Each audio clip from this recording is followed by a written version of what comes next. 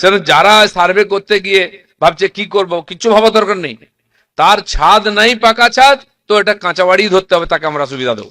সরকারি ঘর পাওয়ার জন্য ইতিমধ্যে নতুন নিয়ম চালু হয়েছে, নতুন নিয়ম জারি হয়েছে। আগের যে নিয়ম সেই নিয়ম কিন্তু এখন ভুলে যান। নতুন নিয়মে আপনারা কিন্তু আবাসের ঘর পাবেন। হ্যাঁ, আবাস যোজনার ঘর, সরকারি ঘরের টাকা আপনার ব্যাংক অ্যাকাউন্টে ঢুকবে।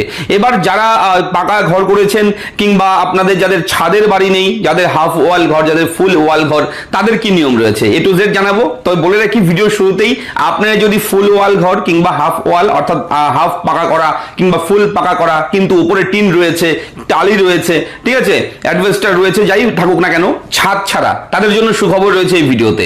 তো চলুন আমি শুরু করছি ভিডিওটা। A to Z জানাবো, তথ্য দেবো।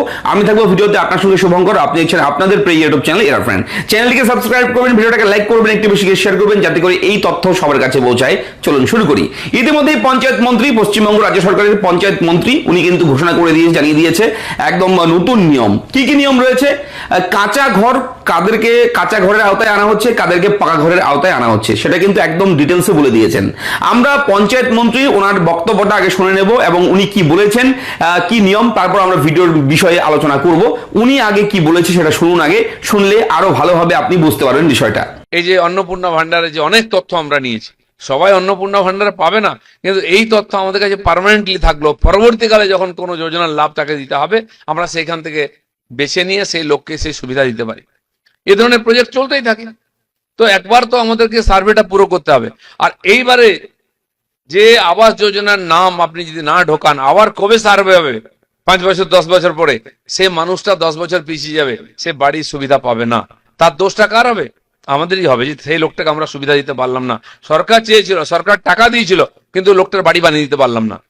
এরকম আমাদের এখানে অনেক বাড়ি আছে, যারা শহরাঞ্চলে কলকাতার আশপাশে বা ওই জেলাগুলোতে নিজেরা সম্পন্ন আছে, সেখানে বাড়িঘর করে নিচ্ছে, পাকা বাড়ি। কিছু টেকনিক্যাল প্রবলেম ছিল, টিনের বাড়ি, টালির বাড়ি, এসবেস্টরের বাড়িকে পাকা বাড়ি ধরে ধরা হচ্ছিল। কেন্দ্র যে আইন বানিয়েছে তার মধ্যে এইগুলো ছিল না। আমাদের এখানে ওইটাই ধরেন, তাহলে তো আর কাঁচা বাড়ি নাই। আজকাল মাটির বাড়ি, খড়ের চাল কোথায় আছে? আর কেউ করে না, প্রায় নাই। তো মাটির বাড়ি হোক বা দেওয়ালে যদি পাকা হয়, ছাদ যদি কাঁচা থাকে, সেটাকে আমরা কাঁচা বাড়ি হিসাবে ধরবো। এটা মাননীয় শিবরাজির সঙ্গে কথা হয়েছে, মন্ত্রী বলেছেন ইয়েস। আমাদের মুখ্যমন্ত্রী আগেই ঘোষণা করেছেন যে ওটাকে আমরা কাঁচা বাড়ি করবো, আপনারা সার্ভে করুন। সেটা যারা সার্ভে করতে গিয়ে ভাবছে কি করব, কিছু ভাবা দরকার নেই। তার ছাদ নাই, পাকা ছাদ, তো এটা কাঁচা বাড়ি ধরতে হবে, তাকে আমরা সুবিধা দেবো। জেনে রাখুন। সেই জন্য যারা এটা নিয়ে একটুখানি সন্দেহের মধ্যে আছে, তাদের পরিষ্কার বলে দেবেন, যদি একটা দেওয়াল, দুটা দেওয়াল, তিনটা দেওয়াল থাকে, সাধারণত টালির বাড়ি করলেও 3 ফিট অব্দি পাকা দেওয়াল করতে হয়, নাহলে জল বৃষ্টিতে ঢুকে যায়। সেটাকে আমরা কাঁচাই ধরবো। পাকা ছাদ নাই তো কাঁচা বাড়ি, এটা ধরে নিন, সেভাবে সার্ভে করুন। বাকি সরকারের সঙ্গে আমরা কথা বলে নেব। তো রুল করা হয়েছে কাজের সুবিধার জন্য, রুল আবার পাল্টাবো আমরা। যেমন পঞ্চায়েতের রুলকে আমরা পাল্টেছি সাধারণ মানুষকে পরিষেবা দেওয়ার জন্য। বুঝতেই পারলেন, ইতিমধ্যেই কিন্তু পঞ্চায়েত মন্ত্রী ঘোষণা করে দিয়ে জানিয়ে দিয়েছে যে যাদের হাফ ওয়াল, ফুল ওয়াল কিংবা পাকা বাড়ি রয়েছে কিন্তু ওপরে ছাদ নেই, তাদেরকে কাঁচা বাড়ি হিসেবে ধরা হচ্ছে।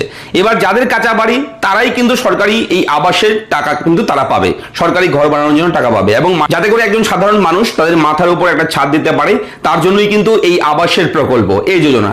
এবং এর টাকা কিন্তু দেওয়া শুরু হবে, তার আগে ভেরিফিকেশন প্রসেস। হ্যাঁ, ভেরিফিকেশন চলছে, ডোর টু ডোর অফিসিয়াল স্টাফরা আসছে, বাড়িতে বাড়িতে যাচ্ছে, গিয়ে কিন্তু ভেরিফাই করছে, ভেরিফিকেশন করছে। এবং এই ভেরিফিকেশনের ডেট ছিল, আগের যে ডেট ছিল জুলাইয়ের 20 তারিখ, সেই জুলাইয়ের 20 তারিখটা ক্যান্সেল করে এবার কিন্তু ডেট আরো এক্সটেন্ড করে দেওয়া হয়েছে, বাড়িয়ে দেওয়া হয়েছে। এবার ভেরিফিকেশন চলবে কিন্তু 15ই আগস্ট পর্যন্ত, আগামী আগস্ট মাসের 15 তারিখ পর্যন্ত ভেরিফিকেশন চলবে।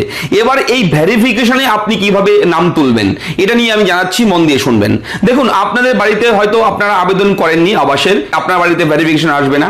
এবার যেহেতু নিয়ম চেঞ্জ হয়েছে, হাফ ওয়াল, ফুল ওয়াল ঘর থাকলেও মাথার উপরে যদি ছাদ না থাকে তবুও পাওয়া যাবে এই টাকা, সেহেতু অনেক মানুষ কিন্তু এখন আবেদন করতে চাইবে।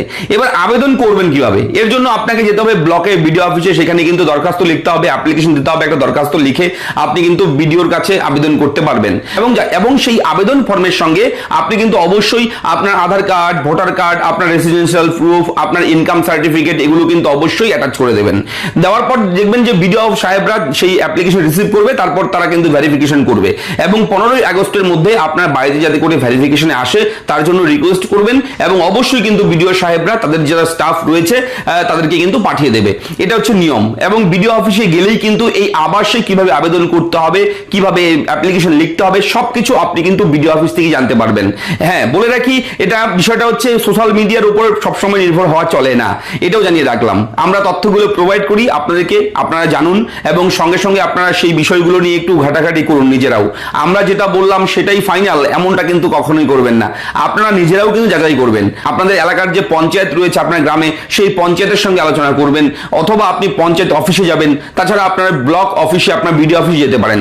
সেখানে গিয়ে ভালো মতন খোঁজখবর করে আপনারা কিন্তু খুব তাড়াতাড়ি করবেন, কেননা ভেরিফিকেশনের লাস্ট ডেট কিন্তু 15ই আগস্ট সামনেই, আর 15, 16, 17 দিন আছে হাতে। এই সময়ের মধ্যে আপনারা এই কাজগুলো করে নেবেন, তাহলে আপনার বাড়িতেও কিন্তু ভেরিফিকেশন করতে আসবে এবং সেই ভেরিফিকেশনে যদি পাস হয়ে যান তাহলে আবাস যোজনার টাকা কিন্তু আপনার ব্যাংকে ঢুকে যাবে।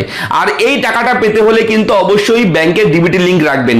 ডিবিটি লিংক ছাড়া কিন্তু সরকারি প্রকল্পের কোনো টাকা কিন্তু এখন আর ঢুকবে না। ডাইরেক্ট বেনিফিট ট্রান্সফার ব্যাংকের অ্যাকাউন্টের সঙ্গে অ্যাক্টিভেট থাকতে হবে, তবেই কিন্তু সরকারি যোজনা, সরকারি প্রকল্পের স্কিমের টাকা কিন্তু আপনি সরাসরি পাবেন। ঠিক আছে, অলরেডি এই বিষয় নিয়ে আমরা আরো ভিডিও করব, আরো আপডেট দেবো। অ্যাপ্লিকেশন কিভাবে লিখবেন, আবেদনপত্র কিভাবে রেডি করবেন, কোথায় ফর্ম পাবেন, কি কি ডকুমেন্ট লাগবে, একটা সেপারেট ভিডিও করে দেবো। আজকে এই পর্যন্তই আলোচনা। আপনারা অবশ্যই ভিডিওটি দেখলেন, আপনাকে অসংখ্য ধন্যবাদ। দেখা হচ্ছে পরবর্তী ভিডিওতে, ভালো থাকবেন, ধন্যবাদ।